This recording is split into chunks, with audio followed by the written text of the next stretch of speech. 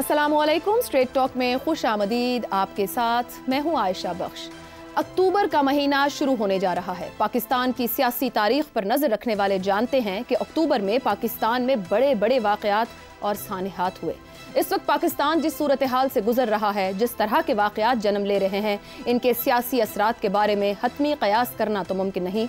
ताहम इस बात का भरपूर इम्कान है कि अक्टूबर में इन बहरानों का कोई ना कोई नतीजा निकल सकता है। इस वक्त मुल्क में एक तरह का आईनी बहरान पैदा हो चुका है जो आने वाले दिनों में सियासी अदम इस्तेहकाम में इजाफे की खबर दे रहा है। हुकूमत आईनी तरमीम करने के अज़्म पर डटी हुई है और ये बात भी तय है कि अक्टूबर में इस आईनी तरमीम के मुस्तकबिल का फैसला हर सूरत हो जाएगा।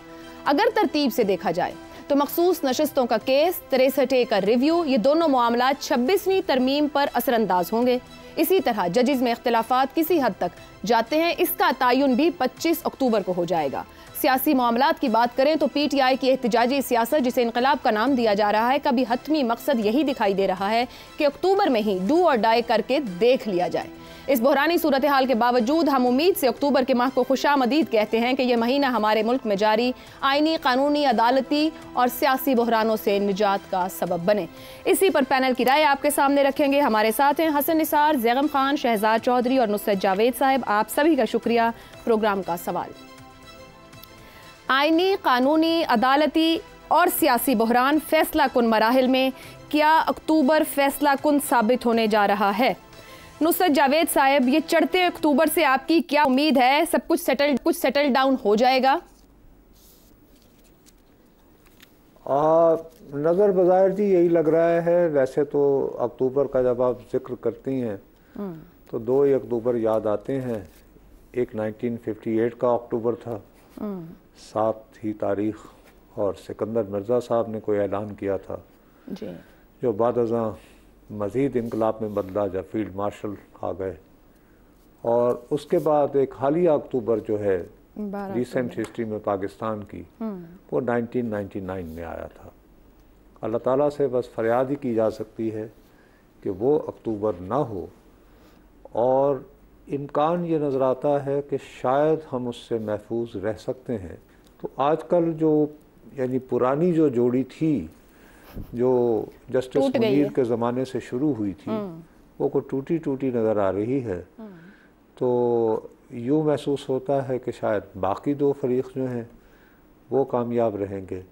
लेकिन उसके बावजूद जी, अगर वक्ती तौर पर ये सारा हो गया तो लॉन्ग टर्म जो है उसमें हमें इस्तेकाम के हवाले से तो कुछ बातों को ज़रूर मद्देनज़र रखना होगा कि किस हद तक आइनी तरामीम के ज़रिए मौजूदा सेटअप जो बना हुआ है हाइब्रिड किस्म का, अपने आप को प्रोटेक्ट और प्रोलॉन्ग करेगा। दूसरी एक बहुत अहम बात ये भी है कि बहुत अरसे के बाद एक मरतबा फिर शंघाई कोऑपरेशन कौंसिल का इजलास होना है 15 और 16 अक्टूबर को। बिल्कुल 11 साल के तवील वक्फे के बाद चीन के वज़ीर आज़म ने यहाँ तशरीफ़ लाना है जी। और आपको याद होगा कि 2014 में एक धरना हुआ था, कौन भूल सकता है सर? जिसके नतीजे में चीनी सदर यहाँ नहीं आ पाए थे, और उन्होंने बजाय पाकिस्तान आने के वो जो दिन उनका बचा था वो उन्होंने नरेंद्र मोदी के आबाई शहर गुजरात में जाकर अहमदाबाद में गुजारा था।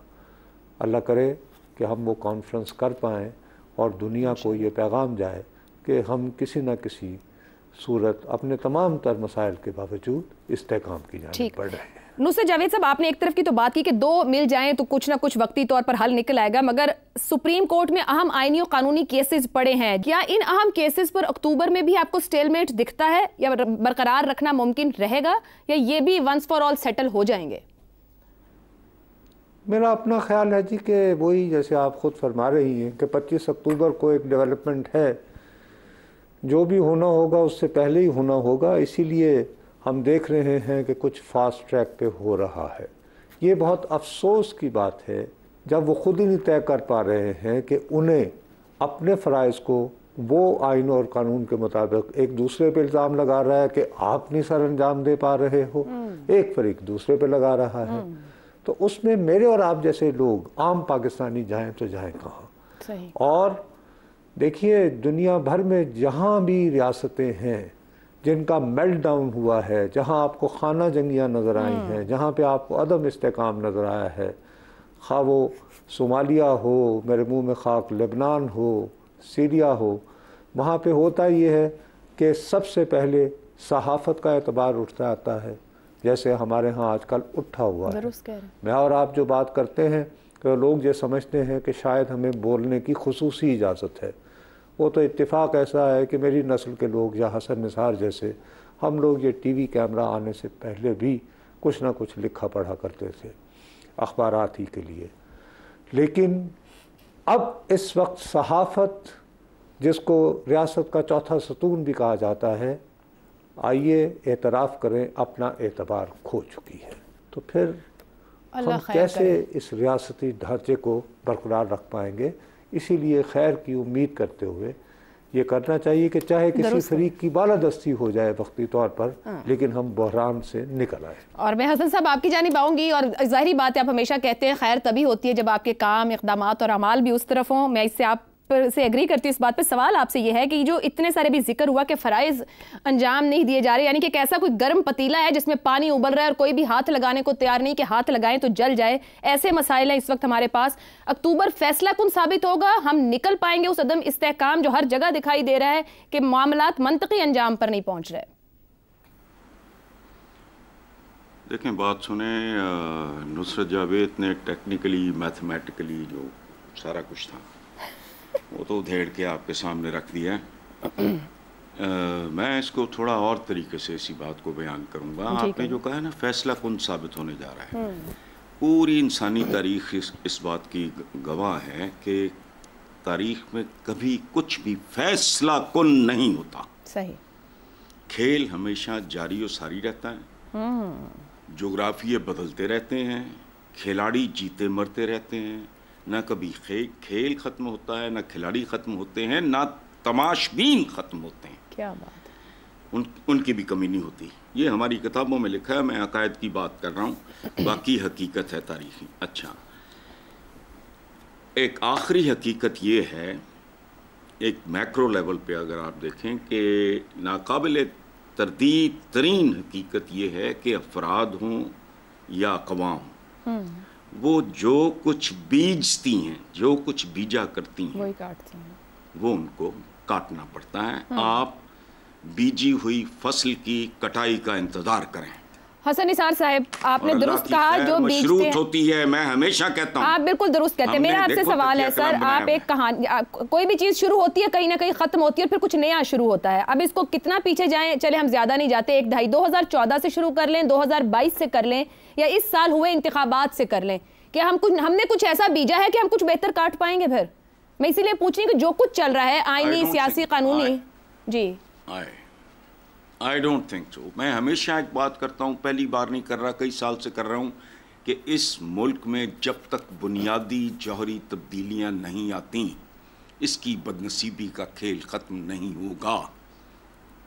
आप ये कहाँ से आनी है, किसने लानी है, किए बगैर कहीं से ये नहीं, ये सवाल मैं आप ये कह देते हैं ना, ये एक जुमला दे देते हैं, इसके ऊपर भी तो कुछ बात हो ना, कि ये कहाँ से आनी, हमें कहीं से लानी है, अपने अंदर लानी, कोई ऐसा है हमें रास्ता दिखाने वाला होगा। कालों ने फिर खुद को मनवा लिया, रेड इंडियंस नहीं मनवा सके।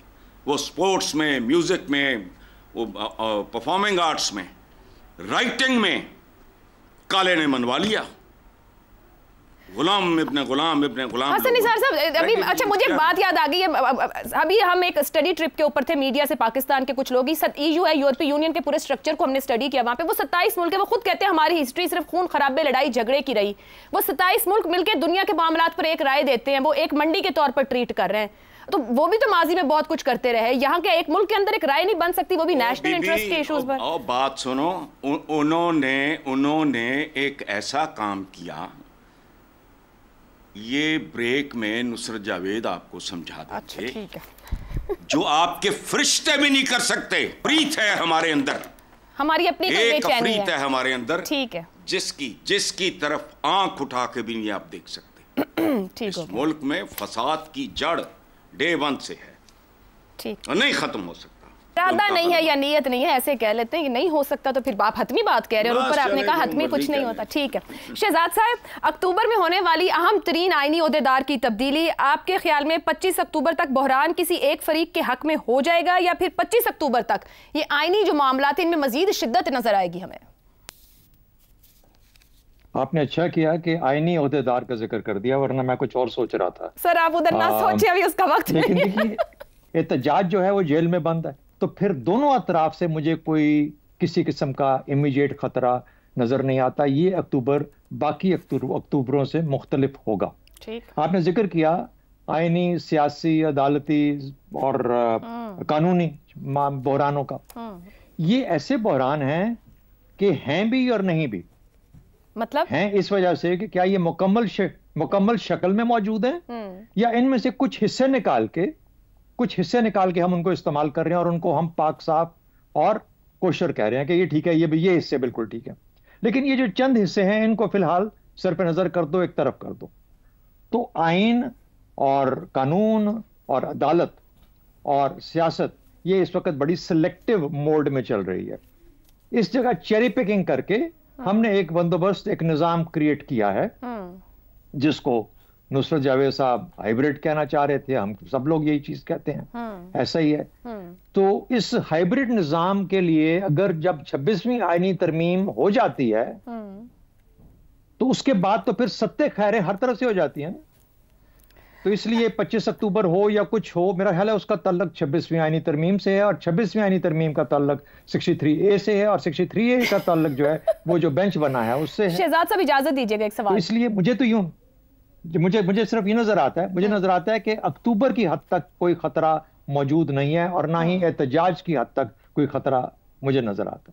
सर हम माजी में भी सिलेक्टिव बोर्ड में रहे जब जरूरत पड़ी। आपने एक बड़ा अच्छा जुमला आगाज में दिया, एहतजाज जेल में है, और ये जो हमने बातें की हैं वो 63A हो, वो फिर कानून साजी के मामला थे, आईनी तरमीम लाने का, ये बेल मंडे चढ़ नहीं रही हुकूमत की सारी काविशों कोशिशों के बावजूद। चाहे अक्टूबर 7 और एहतजाज जेल में है, फिर भी कुछ तो है जिसकी वजह से वो कुछ भी नहीं कर पा रहे। देखिए बेल मंडे चढ़ती नजर आ गई, आपको नजर आ रही है। यानी जब तक एहतजाज जेल में है, IMF की तरफ से आपको $7 अरब का कर्जा मिल गया है। 3 साल के लिए आपका जो आप डूब रहे थे, आपका सर पानी से ऊपर हो गया है। 3 साल की आपको डिफॉल्ट से छुट्टी मिल गई है। 3 साल के लिए आप अपना निजाम लेके आगे चल सकते हैं, बंदोबस्त लेके आगे चल सकते हैं। तो जब ये सब चीजें मौजूद हैं तो 3 साल तक तो मुझे कोई खतरा कहीं पे भी नजर नहीं आता, अनलेस शहबाज शरीफ साहब अपने पांव पे खुद किसी वक्त कुल्हाड़ी मारना चाहे। सडनली उनकी जमहूरियत ज्यादा शहबाज साहब से ऐसी कोई लगता है कि वो ऐसा कुछ करेंगे कभी? ठीक होगी, सवाल ही पैदा नहीं होता। इसलिए मैं कह रहा हूँ ना, इसलिए मैं कह रहा हूँ कि पहले तो ये आज तक गलती करते रहे हैं। इमरान खान ने भी की, नवाज शरीफ साहब भी करते रहे, कहीं बेनजीर भुट्टो तो वैसी पैदाइशी जमहूरियत थी। तो इसलिए कहने का मतलब ये है कि ये वो चीजें हैं जो कि आपको आज के माहौल में नजर नहीं आती। जैसा मैंने कहा, अगले 3 साल और हो सकता है 4 और 5 भी, बिल्कुल आप सुकून से बैठिए। मेरा ख्याल है कि इशारे सब पॉजिटिव है। जबरदस्त खबर दी है। मैं इसको तज्जिया कहूं, खबर कहूं कि अगले 5 साल के पीस हो गया। एक जुमला सर, ज़ियाउल हक साहब कहा करते थे कि इलेक्शन हम उस वक्त करवाएंगे जब मुस्बत नताइज आएंगे। तो इस वक्त हालात ये हैं कि हर तरफ मुस्बत ही मुस्बत नजर आते हैं। ठीक हो गया भाई, जाते जाते ज़ियाउल हक का भी आपने हवाला दे डाला है। ज़ैगम साहब, हुकूमत के लिए आईनी तरमीम की मंजूरी एक चैलेंज तो बन गया है, मगर शहजाद साहब जो अभी कह रहे हैं उसमें तो सब हरा हरा में दिखने लगा है। अक्टूबर का महीना नून लीग के लिए माजी में कोई ज्यादा खुशगवार सूरत हाल नहीं रखता है, ना कोई यादें हैं। क्या अक्टूबर 2024 जैसे शहजाद साहब भी कह रहे हैं खुशगवार माहौल और मकासद के हसूल में आसानी लेकर आ रहा है? देखिए, नून लीग के लिए या नून लीग के लीडरों के लिए या दूसरे लीडरों के लिए या अशराफिया के लिए तो पाकिस्तान हमेशा हरा ही हरा रहा है। मसला है अवाम का, मसला है हमारा कि ये बहरान हमें किधर लेकर जाएंगे। आप देखिए, क्या हमें पता चला कि किस तरह हम चलते चलते एक ऐसी माशी बर्बादी में आप पहुंचे हैं जहां पे बांग्लादेश भी हमारा रोल मॉडल है, जिसको हम कहते रहे कि इतना बड़ा बोझ है कि इससे जान छुड़ाओ। आज वो हमारा तरक्की का रोल मॉडल है। हम यहां पर आ गए, दुनिया के पसमानदा तरीन इलाके के पसमानदा तरीन मुल्क हम बनकर रह गए। तो आप मुझे ये बताइए कि सियासी मामलात चलाने वाले कोई और साइंसदान है? ये वही साइंसदान नहीं जो पाकिस्तान की मईशत को चला रहे हैं। क्या माशरती मामलात को चलाने वाले कोई और साइंसदान है? ये वही साइंसदान है। आपने बात की पतीले की, देखिए वो पतीले में मशहूर है कि अगर उसमें एक मेंढक हो और आहिस्ता आहिस्ता उसको आप गर्म करते जाएं के बाहर गिरते, तो मेंढक कहता है नहीं अभी थोड़ी गर्मी, अभी थोड़ी गर्मी है। वो छलांग लगाकर जा सकता है लेकिन नहीं निकलता। और वो वक्त आ पहुंचता है कि पतीला इतना गर्म होता है कि वो चाहे भी तो नहीं निकल सकता, वो अंदर ही मर जाता है। ये हमने मईशत के साथ किया है। यही कुछ हम कर रहे हैं अपने निज़ाम के साथ, अपनी सियासत के साथ, अपनी जमहूरियत के साथ। देखिए चंद साल पहले एक बहुत ही मशहूर किताब आई, जिस वक्त तक बहुत एक इन्फ्लुएंशियल किताब है, हाउ डेमोक्रेसीज डाई, जमहूरियतें कैसे मरती हैं, स्टीवन लेविट्स्की की। और उसमें एक जो उसका एसेंस है, जो मैं समझता हूं ना, उसकी जो रूह है वो है political legitimacy of the opponent. ये सबसे बड़ा रूल ऑफ द गेम वो किताब बताती है। क्या? Political legitimacy of the opponent, कि मुखालिफ को आप सियासी तौर पर एक जायज मुखालिफ समझें, आप समझें कि मुखालफत उसका हक है। अपोजिशन को आप जायज अपोजिशन समझें, मुखालिफ को बर्दाश्त करना सीखें, तब तो खेल चल सकता है। और अगर अदम बर्दाश्त हो, मुखालिफ को आप दुश्मन बना दें, मुखालिफ को आप गद्दार बना दें, मुखालिफ को आप कौम दुश्मन बना दें, तो फिर खेल कैसे चले? मगर ज़ैगम साहब, ये तो कंटिन्यू प्रोसेस हो गया हमारी सियासत के अंदर। माजरत के साथ अभी ऊपर भी जो बात हुई, ये तो हम सर्कल में चल रहे हैं। जो गुज़िश्ता हुकूमत थी वो ओपोनेंट्स को तस्लीम नहीं करती थी। आज की हुकूमत कहे तो वो कहते हैं हम बात करते हैं, मगर वो जो अपोजिशन ही है वो बात करने को तैयार या ट्रस्ट करने को तैयार नहीं है। तो इस सर्कल या साइकिल में से कौन पहले निकलेगा या कौन हाथ बढ़ाएगा और दूसरा उसको रिस्पेक्ट करेगा, ये तो कहीं भी नहीं है। तो किसी एक जगह तो बात नहीं फिक्स हो सकती। आयशा हम सर्कल में नहीं है, हम स्पाइरल में हैं। सर्कल वो होता है जिसमें घूमकर आप पहले वाली जगह पे आते हैं। स्पाइरल वो होता है जिसमें एक स्प्रिंग की तरह आप घूम के नीचे नीचे नीचे और नीचे जा रहे होते हैं, जिस तरह गोल सीढ़ियां। सही, हम स्पाइरल में हैं। आपने बिल्कुल ठीक कहा। पर स्पाइरल में फिर ऊपर भी तो जा सकते हैं। इमरान खान भी जिस शाख पर बैठे हुए थे, जी देखिए, इमरान खान भी जिस शाख पर बैठे हुए थे उसी को वो काट रहे थे आरी लेकर। और पीडीएम भी जिस शाख पर बैठी हुई है उसी शाख को काटने को लगी हुई है। पर पीडीएम के सरबराह इस वक्त पीटीआई के साथ एक दूसरे। अब आप मुझे बताइए जी, अब आप मुझे ये बताइए कि आईनी तरामीम जो लेकर आए हैं जी, इससे क्या हो जाएगा? इससे पहले भी तो कितने फैसला कुनवार किए हैं। अगर फॉर्म 74 के 47 का इलेक्शन फैसला कुन नहीं हुआ तो आईनी तरमीम कैसे फैसला कुन हो जाएगी? इसके बाद कुछ और फैसला कुन करना पड़ेगा। फैसला कुन तो एक ही चीज हो सकती है कि आप रूल्स ऑफ गेम बनाएं, जमहूरियत को जमहूरियत की तरह खेलें। सर, रूल्स ऑफ गेम मौजूद है ना ज़ैगम साहब, कॉन्स्टिट्यूशन ऑफ पाकिस्तान मौजूद है जिसके साथ वजूद में आई पार्लियामान खड़ी है। यहाँ पर तो कोई बात वही होगी जो हसन साहब ने कही, जो बोएंगे वो काटेंगे। आपने कल गलत किया और आज कहें आपके साथ दुरुस्त, तो आपको एक वही सर्कल तो लेना पड़ेगा ना अपनी गलती की सजा के तौर पे। जी, दोनों को तस्लीम करना पड़ेगा ना, दोनों साइड्स को ये बात तस्लीम करनी पड़ेगी कि हम एक दूसरे को तस्लीम करें। पीछे जो हो गया, आगे हम ठीक इलेक्शंस की तरफ जाएं, आइन को पर अमल दरामद की तरफ जाएं। एक दूसरे को नीचा दिखाने के लिए हम ये खिलवाड़ ना करें। देखें, सेपरेशन ऑफ पावर्स जो होती है जिस पे हमारा निज़ाम खड़ा है, फिर मैं इस किताब का हवाला दूंगा, उसमें बहुत आसान होता है कि एक पिलर दूसरे पिलर को तबाह कर डाले, लेकिन ये एक जमहूरी असूल होता है, ये बगैर लिखा हुआ कानून होता है कि एक इदारा दूसरे इदारे को तबाह नहीं करता। एग्रीड। अमेरिका में कहीं नहीं लिखा हुआ था कि सदर जो है वो 2 टर्म्स का होगा। सिर्फ पहले सदर ने 2 टर्म ली, फिर दूसरे सदर ने भी 2 टर्म ली, एक सदर ने तीसरी टर्म ले ली, फ्रैंकलिन रूजवेल्ट ने। तो फिर आईन बना के उन्होंने बदल दिया कि नहीं भाई, अब हम इसको लिखने लगे हैं। कुछ कानून बगैर लिखे हुए होते हैं, तो क्या इससे मसला हल होगा?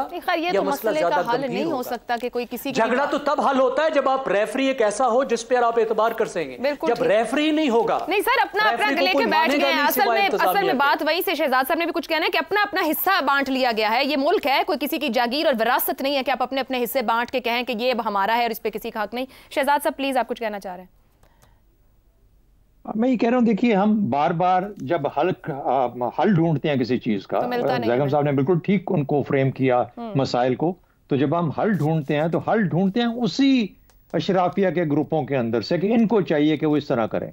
जब खेल खेलने वाले और अंपायर और रेफरी और मैदान सबका सब ही इस तरीके से बना दिया गया है कि वो सब एक दूसरे से कंफर्ट के अंदर हैं या किसी को बंद किया है, किसी को नहीं खेलने देते सब। तो इसलिए, और जब हम बात करते हैं कि इनको बदलेगा कौन इस चीज को, इस खेल को बदलेगा कौन इस चीज को, तो फिर हम अवाम की तरफ कहते तो हैं, लेकिन अवाम में ये नहीं हम डिटरमाइन कर पाते कि इस अवाम को जो कि जलसा के लिए इकट्ठे होने के लिए मुश्किल हुई है, वो किस तरीके से वो इनकलाब या वो तब्दीली ला सकती है जो कि इन मारूजी हालात को बदलेगी। लेकिन उसके लिए तो सबसे बड़ा डिस्कनेक्ट मुझे नजर आता है अवाम के साथ। जी, हम बात एक चीज की करते हैं लेकिन और हल भी वहीं ढूंढते हैं, दूसरे की मारूजात पेश करते हैं लेकिन उसको हल का हिस्सा नहीं बनाते। ठीक हो गया जी, लेकिन एक दिन जरूर कोशिश करेंगे कि बुनियादी जौहरी तब्दीलियां जो हसन साहब कहते हैं कि यहाँ से हल निकलेगा, वो हैं क्या और वो कैसे मुयस्सर होंगी इस कौम को कि तब्दील हो पाए। ब्रेक लेते हैं, ब्रेक के बाद हम वापस आएंगे। तो यहाँ बहुत आइन कानून की हमने अभी बात की और एक सीएम है वजीर आला केपी, वो इनकलाब लाने की तैयारी कर रहे हैं एक आईनी ओहदा रखते हुए। इस पर गुफ्तगू रहेगी इस ब्रेक के बाद। प्रोग्राम में एक बार फिर खुशामदीद। 28 सितंबर को रावलपिंडी में एहतजाज के मौके पर केपी के वजीर आला अली अमीन गंडापुर पंजाब में रुकावटों के बायस बुरहान इंटरचेंज से ही वापस पेशावर रवाना हो गए। गंडापुर का कहना था कि बैरिस्टर गौहर से बात हुई, एहतजाज का वक्त खत्म हुआ, रावलपिंडी में वक्त खत्म है तो अब यहीं एहतजाज करेंगे। बानी पीटीआई का हुक्म रेड लाइन है, बानी पीटीआई कहेंगे तो अडियाला तक जाएंगे। पीटीआई कारकुनों ने अली अमीन गंडापुर की वापसी के ऐलान पर शदीद एहतजाज किया। कारकुनों ने वजीर आला गंडापुर की गाड़ी का घेराव किया और कहा कि आप कहीं नहीं जाएंगे। वजीर आला के स्क्वाड और कारकुनों में शदीद तल्ख कलामी हुई और कारकुनों ने कहा कि हमें सड़कों पर निकाल कर आप क्यों जाते हैं। पीटीआई कारकुनों ने वजीर आला से इस्तीफे का मुतालबा किया। अली अमीन गंडापुर पेशावर वापस तो आ गए मगर उन्होंने रात गए एक वीडियो पैगाम जारी किया जिसमें अली अमीन गंडापुर ने कहा कि वो अब इनकलाब का ऐलान करते हैं क्योंकि उनके पास इनकलाब के अलावा कोई और हल नहीं। गंडापुर ने कहा कि वो पूरी कौम, पीडीएम की जमातों, फॉर्म 47 की हुकूमत और पाकिस्तान के तमाम इदारों से मुखातिब हैं।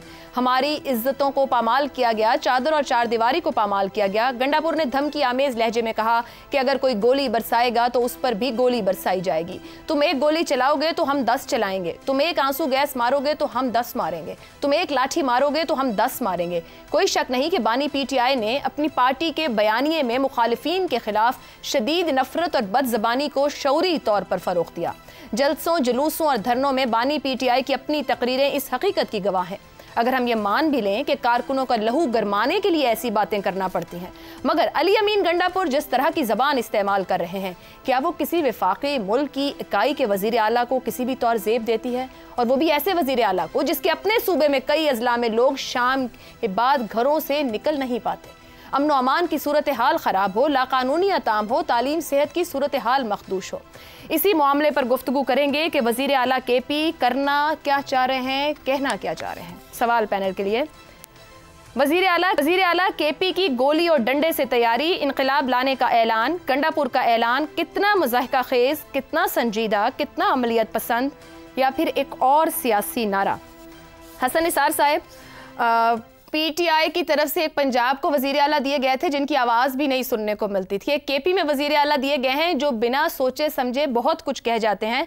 ये जो इनकलाब ला रहे हैं और जो नारे लगा रहे हैं, कैसे ट्रांसलेट करेंगे आपस में? पहली बात तो मैं कर्ज करूँ आपके साथ शेयर करूँ कि एक बहुत मशहूर कॉल है कि इंसान अपनी ज़बान के नीचे छुपा होता है। पहली बात सही। और जो कुछ आपने कहा, मज़े का खेल, कितना संजीदा, अमलियत पसंद या सियासी नारा, फलाना फलाना, जो कुछ आपने कहा, गंडापुर साहब का ये ऐलान इन सब रवैयों का मिक्सचर, मलगूबा, खिचड़ी या कॉकटेल, ये अपनी अपनी पसंद की बात है, आप समझ लें। बाकी रह गया ये इनकलाब जैसा ना नॉनसेंस लफ्ज़, ये मैं भी इसका शिकार रहा हूँ। खैर सारे ही अपनी अपनी जगह पे उम्रों के ख़ास हिस्सों में इनकलाबी है। वो पूरी दुनिया की तारीख उठा के देख लें, हर इनकलाब, मैं इसमें कोई एक्सेप्शन नहीं है, हर इनकलाब दरअसल पुराने जालिमों को नए जालिमों के साथ रिप्लेस करने का नाम होता है। एवोल्यूशन है, ओवरनाइट नहीं। बच्चा टार्जन का भी हो 9 महीने के बाद ही पैदा हो तो ठीक है, और वो टीन एज में तब पहुंचेगा जब वो टीन एज तक पहुंचेगा। सैमसन की औलाद भी जो है ना, ये नहीं है बोलिए इंसान इस तरह नहीं, ये इनकलाब आ गया फलाना आ गया, क्या व्हाट नॉनसेंस। मुझे तो दुनिया के किसी एक इनकलाब किसी भी किस्म का हो, नतीजा क्या निकला, कौन आते हैं आगे अल्टीमेटली। इसलिए छोड़ें ये नहीं, मैं ऐसे नहीं छोड़ सकते। आपने मिक्सचर कह दिया, मिक्सचर कैसे हो सकता है? क्या ये फनी बात है? एक सीएम ऐसी बात करेगा, संजीदा बात है तो फिर वाकई एक सीएम किसी वजह से कह रहा है कि इनकलाब लाने जा रहा है, तो उस इनकलाब का तरीका क्या है? अमलियत पसंद, प्रैक्टिकल भी नहीं, नारा भी नहीं है ये। बिल्कुल गलत। आपने कहा मज़ाक़ खेज, वो भी है, संजीदगी इसमें वो भी है, अमलियत पसंदी वो भी है, एक और सियासी नारा वो भी है। आपने देखा नहीं कि मशहूर तरीन कॉमेडियंस भी ट्रेजिक किस्म के रोल्स करते हैं। ठीक हो गया, सही हो गया। अब ये कॉमेडियन है और एक ट्रेजिक रोल प्ले करना पड़ रहा है उनको, सीएम और पंजाब। ये मुतंजन है। अच्छा ठीक है, चॉइस को दाद दें फिर आप बानी पीटीआई की इस मुतंजन की चॉइस को। नुसरत जावेद साहब, अली अमीन जब इक़्तिदार में थे मैं तब भी दिया करता था। क्या बात है। गंडापुर साहब मैंने इनका नाम रखा हुआ था। सुनो एक बात सुनाए। स्कॉच कॉर्नर के जॉनी वॉकर। ओके। नुसरत साहब, इनका स्कॉच कॉर्नर मॉल पे इनका ऑफिस होता है, इस पर नुसरत साहब भी कमेंट करेंगे। नुसरत साहब, गंडापुर की तरफ से इदारों को पैगाम दिया गया और जो इनकलाबी जबान उन्होंने जिस तरह से इस्तेमाल की, 2 ही जाविये हो सकते हैं इसके। एक तो ये कि सिस्टम गंडापुर के लिए सॉफ्ट है बहुत, मतलब whatever he wants to do और whatever he wants to say, या फिर गंडापुर वाकई सियासी शहादत के रास्ते में तैयारी कर ली और अब कोई इनकलाब ला कर ही रुकेंगे और टलेंगे। ऐसी कोई बात नहीं है। मेरा ख्याल है आपने पहले जिस शुबे का इजहार किया है उस पर ज़रा गौर फरमा लीजिए। बीबी, ये इंतहाई गैर जिम्मेदाराना बयान है और इसकी अगर इजाज़त दी जाती है, अगर हम फ़र्ज़ करें कॉन्स्पिरेसी थ्योरी बनाना चाहते हैं तो इन साहब को ये किरदार अदा करने की, ये ज़ुबान इस्तेमाल करने की अगर इजाज़त फराहम की गई है, मैं दोबारा कह रहा हूँ, अगर हम कॉन्स्पिरेसी थ्योरी को लेकर बढ़ें तो इसका सिर्फ एक मकसद है, वो ये कि मैं पसंद करूं या ना करूं, आप करें या ना करें। इमरान खान इस वक्त पाकिस्तान के एक ऐसे सियासी रहनुमा हैं, बहुत अरसे बाद पाकिस्तान में एक ऐसे सियासी रहनुमा आए हैं जिनकी मुल्क भर में स्पोर्ट की पॉकेट्स मौजूद हैं। एक ज़माने में जब कहा जाता था चारों सूबों की जंजीर बेनज़ीर, उसके करीब करीब इनका मामला जो है बड़े अरसे से पहुंचा हुआ है। अब अली अमीन गंडापुर साहब शऊरी या लाशऊरी तौर पर तहरीक इंसाफ को पश्तूनख्वा की पार्टी बना रहे हैं। ये कितना देखिए गैर जिम्मेदाराना बात है कि यूं गुमा होता है। पहले ये संगजानी हुआ, लाहौर भी ये बर वक्त ना पहुंच पाए बेचारे, दोबारा रावलपिंडी भी बर वक्त ना पहुंच पाए, कि जैसे महमूद गजनवी जो है वो सोमनाथ में बार बार हमलावर होता था। ये क्या यानी करून वस्ता के एक बचपने की बातें हैं कि सेंट्रल एशिया में अगर कहत फैला हुआ है और इस दफ़ा गंदुम अच्छी नहीं हुई या 3 सालों से बारिशें नहीं हो रही, तो एक लश्कर बनाओ और चढ़ दौड़ो, इधर यानी कि पार कर लो अटक, और अल्लाह खैर सल्ला। ये किस ज़माने की बात कर रहे हैं? पाकिस्तान एक फेडरेशन है, पाकिस्तान के हर शहरी का ये हक है सही कि वो एक शहर से दूसरे शहर जाए। और सबसे बड़ा जुल्म ये देखिए कि आजकल आपने देखा होगा किस तरह हमारी रियासत जो है धमका के कह रही है कि अपने रिटर्न्स भरो, ये टैक्स नहीं दोगे तो सिमें बंद हो जाएंगी, ये हो जाएगा वो हो जाएगा। आप बताइए मैं इन्हें पैसे इसलिए दूं कि एक सूबा जो है वो दूसरे सूबे पे चढ़ाई करेगा? ये इनके डिफेंस बजट के पैसे मैं दूं इनको? कि उधर से वो लाओ लश्कर लेकर चलें और इधर कंटेनर लग जाएं। तो भाई मैंने जो पैसे देने हैं, जो आवाम की फलाह हो बहबूद पर खर्च होने हैं, वो दो सूबाई हुकूमतों के दरमियान जो है ये तय करने में हो जाएगा कि कौन ज्यादा बालादस्त है, कौन ज्यादा ताकतवर है। बिल्कुल ठीक। खुदा के लिए हम लोगों को इस बात को इंतहाई संजीदगी से लेना चाहिए। We are a federation. बिल्कुल। अगर इस मुल्क में कोई आइन है, हम फेडरेशन हैं, तो ये तो इस तरह के बयान है जो कि हॉस्टाइल कंट्रीज दिया करते हैं कि जी मैं अगली मरतबा आऊंगा, देखी जाएगी ये वो। उसके बाद आप एक से ज्यादा बयान दे चुके हैं आपस में कवायल। और देखिए हमारी औरतों को कुछ कहा तो ये कर देंगे वो कर देंगे। साहब बिल्कुल सही है। तो हुजूर आपने ये बयान एक रोज बाद दिया है। चलें आलिया हमजा लाहौर से खातून जो अपने साथ कारकुन लाई हुई थी, सबसे ज्यादा जो मैंने गिनती देखी वो उनके साथ थे कारकुन। और उनके साथ चलें आलिया हमजा जो है, आप सूबाई वजीर आला हैं, बहुत ताकतवर हैं, आपकी नज़र में उनकी कोई वक़्त ना होगी, लेकिन आलिया हमजा के हमरा आंसू गैस की धुएं में अलीमा खान बैठी हुई थी जो आपके लीडर की बहन है, और वो पहुंच जाते हैं। तो आप कैसे बुरहान से वापस चले जाते हैं? पता नहीं सर, ये मेरा ख्याल गंडापुर साहब जो है ना तस्वीर बन गए, हमेशा देर कर देता हूं। बहन को जो है आंसू गैस के नरके में छोड़कर बुरहान से वापस। बिल्कुल सही। तो मैं क्यों आपकी धमकियों पे एतबार करूं? बहरहाल लेकिन इसको एक और पॉइंट ऑफ व्यू से देखें कि अगर साजिशी थ्योरी है तो खुदा के लिए वहीं तक महदूद रहे, वरना ये कि अगर ये लश्कर कशी होगी भैया तो ये इस तरह तो मतलब नुसरत साहब कह रहे हैं इंतहाई गैर जिम्मेदाराना बयानात है। और इससे पहले गंडापुर साहब जी फोर्स के ऊपर भी कह चुके हैं, बयान दे चुके हैं। ब्रेक लेते हैं, ब्रेक से वापस आएंगे तो शहजाद साहब और जैगम साहब का पॉइंट ऑफ व्यू शामिल करेंगे। शहजाद साहब, संजानी में गंडापुर का नफरत भरा खिताब था, लाहौर जलसे में खिताब ना हो सका, बुरहान इंटरचेंज से अब वापस चले गए, लियाकत बाग नहीं पहुंच सके, कारकुनों ने इजहार नाराजगी किया है। एक किरदार उनका वाकई मशकूक है नहीं है?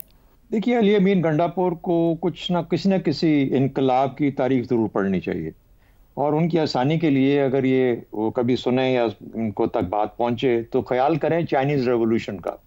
मैं अभी चेक कर रहा था, चाइनीज़ रेवोल्यूशन को 15 साल लगे, यानी 1935 में ये जो कम्युनिस्ट चाइना है जिसके अंदर के माओ ज़ेडुंग ने अपनी प्रोसेस स्टार्ट की, उस वक्त गो के कोई और लीडर थे, फिर बाद में माओ ज़ेडुंग सामने आए, लेकिन 15 साल 1949 तक जाके इन्होंने, जिसमें 4 साल की एक जंग भी जारी थी। हमारा मसला या अली अमीन का या किसी और मुल्क का, और हमारे खास तौर पे हमारे सियासी माहौल का, ये है इनकलाब ऑनलाइन, ऑर्डर ऑनलाइन। ये ऑर्डर करते हैं ऑनलाइन और कहते हैं कि डिलीवरी बॉय जो है वो इनकलाब मेरे डोर के ऊपर दरवाजे पे छोड़ जाए। इस किस्म के इनकलाब ना आया करते हैं और ना ही वो होते हैं और ना ही वो इनकलाब की उसमें आते हैं, डेफिनेशन में आते हैं।